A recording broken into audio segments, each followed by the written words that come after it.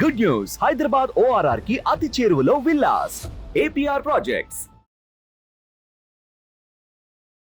Hi, నేను మీ గురుప్రసాద్ని from Chennai, trader cum technical analyst. Suman TV ప్రేక్షకులు నమస్కారం. ఇప్పుడు మనము కొన్ని స్టాక్స్ చెప్తాను. ఈ స్టాక్స్ వచ్చి మీరు పర్ఫెక్ట్గా మీ పోర్ట్ఫోలియోలో ఉండడానికి ట్రై చేయండి. అది చూడండి, ఇప్పుడు మీ అందరికీ తెలుసు మార్కెట్ మంది ఆల్ టైమ్ అయ్యి బ్రేక్ అయ్యి ఒక మంచి బుల్లో ఉంది.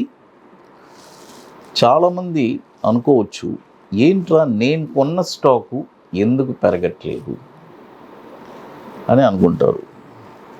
నిఫ్టీ బాగా పెరుగుతుంది, స్టాక్స్ ఎందుకు పెరగట్లేదు?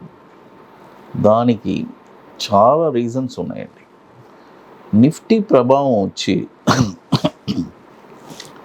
నిఫ్టీ 50, నిఫ్టీ నెక్స్ట్ 50 ఈ స్టాక్స్లో ఎక్కువ ర్యాలీస్ వెళ్తుంది. ఆ వెయిటేజ్ని బట్టి ఆ స్టాక్స్ ర్యాలీ వెళ్తుంది. మీరు అనొచ్చు, అప్పుడు మిగతా స్టాక్స్కి ఎట్లా సార్? అందుకనే మిడ్ క్యాప్ ఇండెక్స్ ఉంది,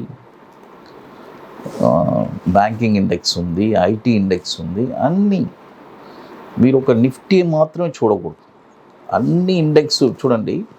ఒక మిడ్ క్యాప్ ఇండెక్స్ ర్యాలీ వస్తే నిఫ్టీ డౌన్లో ఉన్నా కూడా మిడ్ క్యాప్ స్టాక్స్ మాత్రం ర్యాలీ వెళ్తూనే ఉంటుంది. మీరు చూడండి, డెఫినెట్గా మీరు ఫ్యూచర్లో చూస్తారు. ఈ ఆల్ టైమ్ హైలో చాలా జిమిక్స్ చూస్తారు. అదొకటే చెప్తాను. ఎందుకంటే అంటున్నాను, ఇవన్నీ వచ్చి చూసి చూసి చూసి అలవాటైపోయింది. మీరు చూడండి, ఒక 1 or 2 months మార్కెట్ అలాగే ఉంటుంది. 100 points 200 points అలాగే ఉండి మిగతా స్టాక్స్ మాత్రం పిచ్చగా ర్యాలీ వెళ్తుంది. అప్పుడు మీరు అడగరు, సార్ నిఫ్టీ మూవ్ అవ్వలేదు, స్టాక్స్ ఎందుకు మూవ్ అయింది? ఎందుకంటే మీరు కొన్న స్టాక్స్ ర్యాలీ వచ్చేసింది కదా, హ్యాపీగా ఉంటారు, నిఫ్టీ గురించి పట్టించుకోరు. ఇప్పుడు నిఫ్టీ గురించి పట్టించుకుంటారు.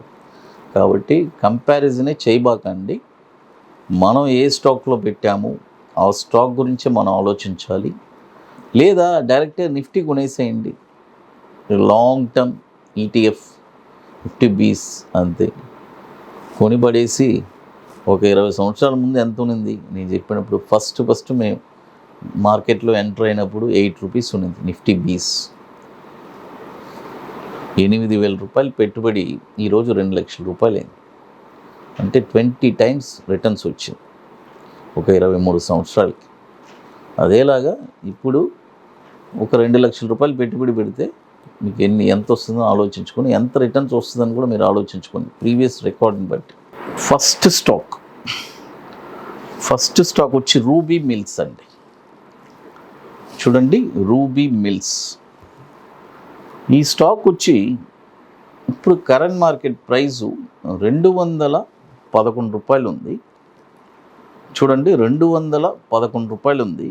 ఇప్పుడు కొనద్దు. నేను చెప్తాను కదా, 2 terms చెప్తాను. ఒకటి బై అబోవ్ అంటే బై అబోవ్ చేయండి, లేదు కరెంట్ మార్కెట్ ప్రైస్ అంటే కరెంట్ మార్కెట్ ప్రైస్. ఇది వచ్చి బై అబోవ్. 238 రూపాయల పైనే ఈ స్టాక్ మీరు కొనాలి, రూబీ మిల్స్. ఇప్పుడు మాత్రం కొనొద్దు. ఇప్పుడు 211 రూపాయలు ఉంది. 238 రూపాయలు పైన కొన్నారంటే దీని యొక్క టార్గెట్ వచ్చి 317 రూపాయలు ఫస్ట్ టార్గెట్, 399 రూపాయలు సెకండ్ టార్గెట్, 527 రూపాయలు థర్డ్ టార్గెట్. స్టాప్ లాస్ వచ్చి 160 రూపాయలు స్టాప్ లాస్ అండి. ఇది కూడా ఒక 22 సంవత్సరాల నుంచి NSEలో ట్రేడ్ అవుతుంది.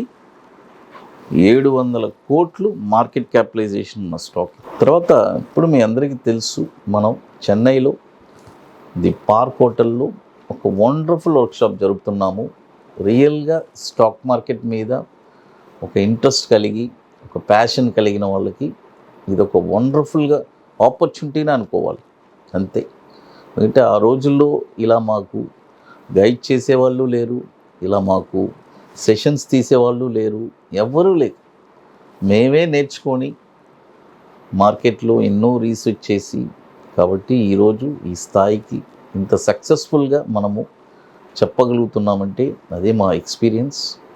కాబట్టి రియల్గా అలా ఒక ప్యాషన్ కలిగిన వాళ్ళు మాత్రమే ఒక ఎవ్రీ 20 డేస్కి ఒక 5% రిటర్న్స్ ఎలా తీయాలి, రెగ్యులర్గా ఒక ప్యాసివ్ ఇన్కమ్ కావాలి అని అనుకునే వాళ్ళకి మాత్రం ఇది ఒక వండర్ఫుల్ వర్క్షాప్.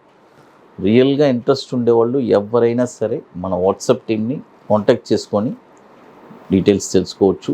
ఇది ముందుగానే బుక్ చేసుకోవాలి, ఎందుకంటే మీకు కొన్ని పనులు ఉన్నాయి, అవన్నీ పూర్తి చేసుకోవాలి. అది ఎందుకంటే ఆ పనులన్నీ పూర్తి చేయకుండా లాస్ట్ మూమెంట్ వచ్చి అడిగారు అనుకోండి, మీరే ఇబ్బంది పడతారు, పక్కన వాళ్ళ మీద డిపెండ్ అవ్వాల్సి వస్తుంది. తర్వాత ఇప్పుడు మరొక స్టాక్ వచ్చి దేవయాని ఇంటర్నేషనల్. చూడండి, దేవయాని ఇంటర్నేషనల్ ఈ స్టాక్ వచ్చి ఇప్పుడు కరెంట్ మార్కెట్ ప్రైసు 108.88 ఉంది. ఇప్పుడు కొనొద్దు, బాయ్ ఓన్లీ అబౌవ్ 201 రూపాయి పైన ఈ స్టాక్ మీరు కొనాలి. కొన్న తర్వాత దీని యొక్క టార్గెట్ వచ్చి 236 రూపాయలు 80 పైసలు ఫస్ట్ టార్గెట్, 275 రూపాయలు సెకండ్ టార్గెట్, 335 రూపాయలు 80 పైసలు థర్డ్ టార్గెట్. స్టాప్ లాస్ వచ్చి 162 రూపాయలు స్టాప్ లాస్ దేవయాని ఇంటర్నేషనల్.